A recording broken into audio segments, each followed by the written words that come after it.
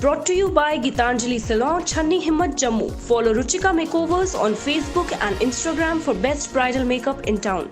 Hello viewers, you're watching Jammu Links News. I am Mannat Gupta and welcome to the daily updates of Midday News. Let's begin. With 28,000 stranded people of Jammu and Kashmir returning from various states in the recent past, 3 more persons, including a woman, 2 of whom were among the returnees, tested positive for COVID-19 on Tuesday, taking tally of Jammu region to 65 and active cases to 11. Of 3 cases, 2 were reported from Jammu district and another from Udhampur district. Mobile internet services in Kashmir were suspended on Wednesday after top commander of Hizbul Mujahideen terror group Riaz Naiku along with other terrorists was trapped in an encounter with security forces in Pulwama district. The mobile internet has been suspended as a precautionary measure. He carries a bounty of Rs 12 lakh on his head. All educational institutions will remain closed till May 31st in the Jammu and Kashmir, and the students be taught through teleclasses being conducted through local cable network Doordarshan, radio and J&K Knowledge Network, JK administration announced on Tuesday. Besides, online virtual classes are being arranged for students who have access to smartphones. In the regard, Lieutenant Governor G.C. Murmu chaired a high-level meeting of Education Department to review the education scenario in the Union Territory amid COVID-19 lockdown. Kashmir Valley has witnessed a surge in violence during the first 10 days of Ramzan, with 24 people, including 13 terrorists, 10 security force personnel and 1 civilian, losing their lives in separate incidents. As many as 25 persons, including 7 children, were injured during this time in Kashmir, where security forces and terrorists have upped their ante at each other. Former Jammu and Kashmir Chief Minister Mehbooba Mufti will remain detained under the stringent Public Safety Act after the authorities extended it by another 3 months, barely 3 hours before it was to expire. The Jammu and Kashmir administration also extended the detention of Senior National Conference leader Ali Muhammad Sagar and PDP's Sartaj Madani for 3 months under the Public Safety Act. The order extending the PSA issued by the Home Department of the UT evoked sharp reactions from political parties. Jammu and Kashmir High Court on Tuesday held that there are no reasons for enabling and supporting considerations of administrative efficiency, legal justification or constitutional basis for effecting the Darbar moves. Enumerating a number of reasons against the move, a division bench of Chief Justice Geeta Mittal and Justice Rajneesh Oswal directed the constitutional authorities to take the final call. One overground worker of Hizbul Mujahideen was arrested in Jammu and Kashmir's Doda district and 1 pistol recovered from him on Tuesday. He was identified as Tanveer Malik and 1 overground worker of Hizbul Mujahideen. He was reportedly missing from home since February 9th this year, and his missing report was lodged at the Doda police station.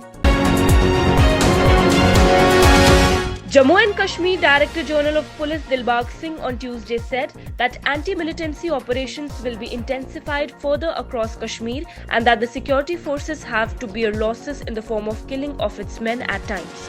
DGP said that operations against the militants will be further intensified and will be carried with full force. Union Minister Dr. Jitendra Singh on Tuesday reviewed COVID grievance portal with different states and union territory governments and also took a comprehensive assessment of COVID-19 public grievances redressal through portal for the period from March 30th to May 4th, 2020.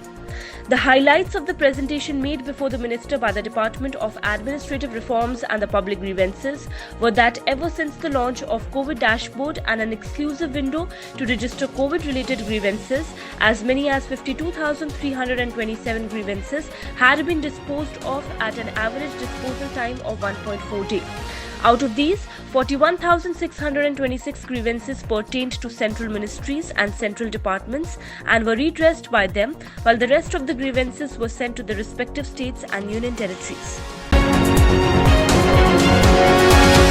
Jammu and Kashmir administration on Tuesday proposes to set up 2 mega agro-processing zones with the intent of promoting farming activities and providing benefits to farmers in the twin province of the Union Territory. Principal Secretary Agriculture Production Department Naveen Kumar Chaudhary on Tuesday chaired a meeting to discuss setting up of 2 mega agro-processing zones and review the status of food parks at Kashmir and Jammu divisions.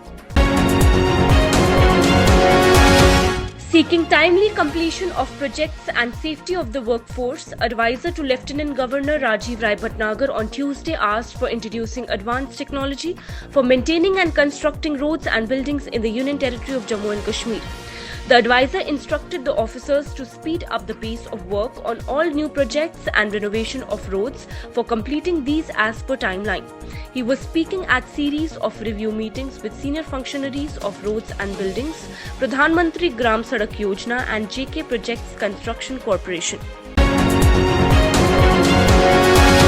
Adopting proper social distancing amid nationwide lockdown in wake of coronavirus outbreak, Chandramohan Gupta, Mayor Jammu along with Commissioner Jammu Municipal Corporation Avni Lavasa visited municipal compost site at Bandurak near Kunjwani, Jammu and took stock of the various immediate development works being required at the time, he said.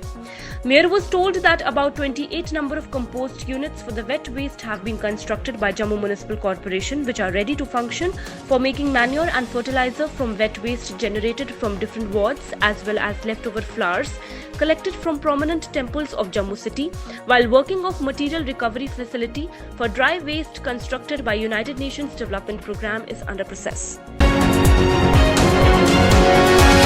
About 90% truck fleet is operational in Jammu and Kashmir to bring supplies to Union Territory, an official spokesman said on Tuesday.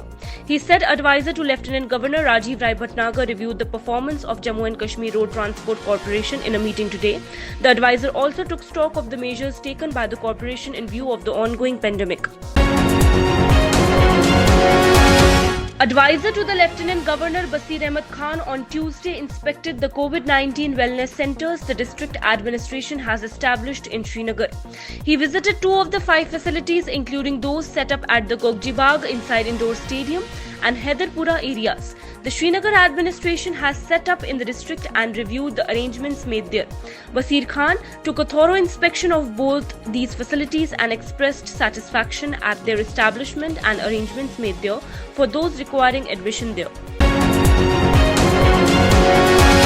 Labour and Employment Department on Tuesday reviewed the functioning of helpline numbers notified by the Labour Department for help and assistance of the migrant workers stranded in different parts of the country. The review meeting was chaired by Commissioner Secretary Labour and Employment Saurabh Bhagat.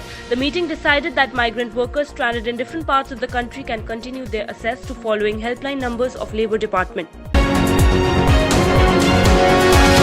Advisor to Lieutenant Governor K.K. Sharma on Tuesday visited Centre of Excellence Zavura Srinagar to review its functioning and initiatives being undertaken for the propagation of horticulture sector by way of new inventions. The advisor held an extensive tour of the centre and inspected various terraces of high density, apple orchard, plum orchard, apricot orchard and cherry orchard of improved varieties. The number of COVID-19 cases in the country reached 49,391 according to the Ministry of Health and Family Welfare on Wednesday morning. This includes 33,514 active cases and 1,694 deaths due to the infection so far. However, 14,182 persons have been cured and discharged so far. According to the Health Ministry, 1 patient has migrated.